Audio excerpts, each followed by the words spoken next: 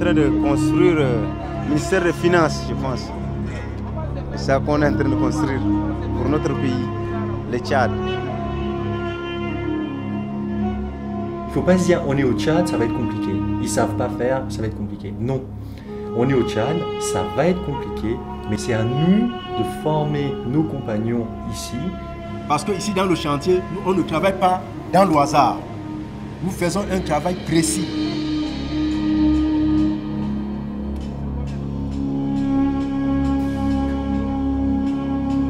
C'est un projet dont est titulaire Sogeas Atom, en groupement avec nos partenaires CFE, un marché en entreprise générale que nous réalisons depuis avril 2012 et que nous devons livrer fin 2014.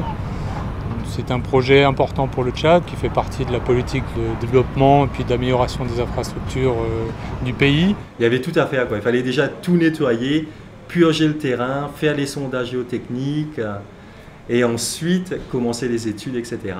Et voir quels sont les problèmes, quelles sont les solutions et faire un planning, etc. et commencer à lancer le chantier.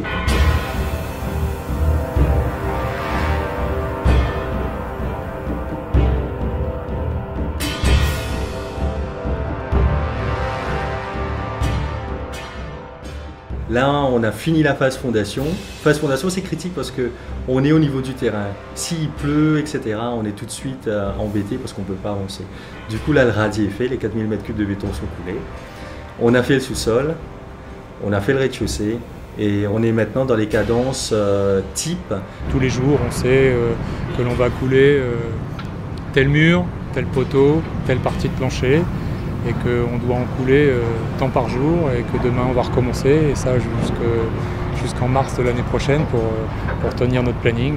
Voilà. Donc on est installé dans une routine, mais c'est une routine qui nous va bien parce que c'est ce qu'on recherche, et de savoir tous les jours ce qu'on va faire sans improviser.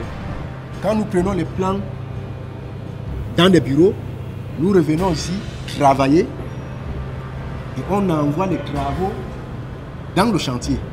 Et eux, quand ils ont besoin de quelque chose, ils viennent nous dire il nous faut ceci, cela. Nous façonnons ça, on envoie les ouvrages là-bas.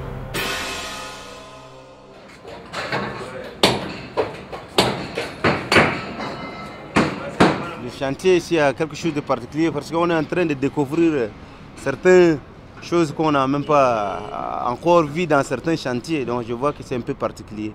Quand on est arrivé au Tchad en 2010 pour faire le chantier de l'université de Toukra, il n'y avait personne au Tchad qui savait faire des voiles en béton armé en utilisant des banches. Du coup, il y avait un réel décalage entre les techniques que nous utilisons habituellement et les techniques utilisées dans le bâtiment dans le pays. Mais nous avons fait un énorme travail de formation. Nous avons formé énormément de compagnons. Quand je dis énormément, c'est de l'ordre de 200, 250 personnes qui ont été formées, quoi. Et ces personnes aujourd'hui se retrouvent avec une vraie qualification. Ils maîtrisent une vraie technique. Et pour ces gens qui n'avaient aucune qualification, maintenant ils se retrouvent avec un avenir. Le travail, quand tu es même vieux et que tu as les cheveux blancs, tu peux toujours apprendre parce qu'il n'y a pas quelqu'un qui dit que bon, c'est suffisant pour lui, il n'a pas besoin d'apprendre. Ça, il n'y en a pas.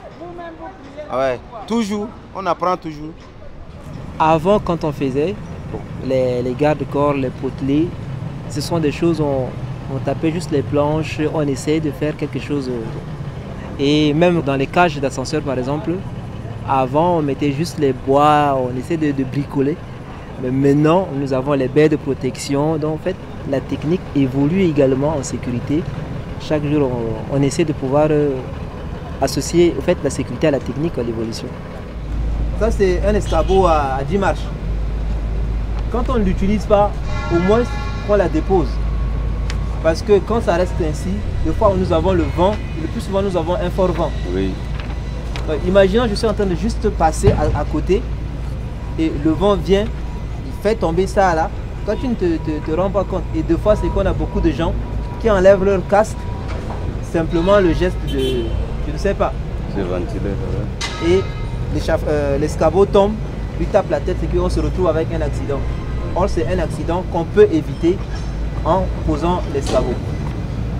C'est quelque chose où chaque jour tu fais face à une situation et qu'il faut toujours réfléchir amener les gens à comprendre, à épouser l'idée que tu as, mais comment il faut savoir transmettre l'information. Il faut la prudence sur tout ce qu'on fait. Par exemple, ici dans l'atelier de menuiserie, il faut être très prudent parce que nous utilisons des machines. Si vous n'êtes pas prudent, vous perdez vos doigts, vous pouvez même perdre votre main. Donc il faut être prudent dans tout.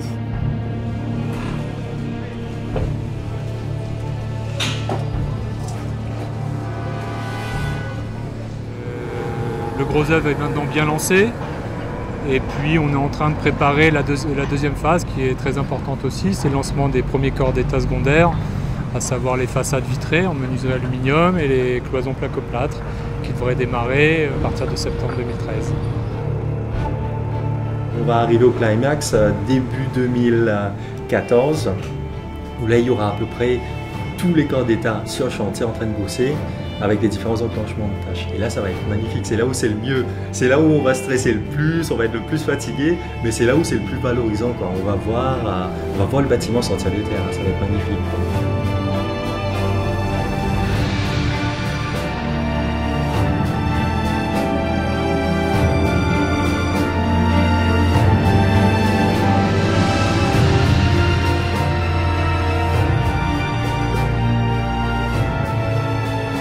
Le chantier se passe bien, on est dans le planning, donc on a hâte de voir le bâtiment terminé et puis de voir le résultat physique de ce qu'on a pu imaginer ou penser.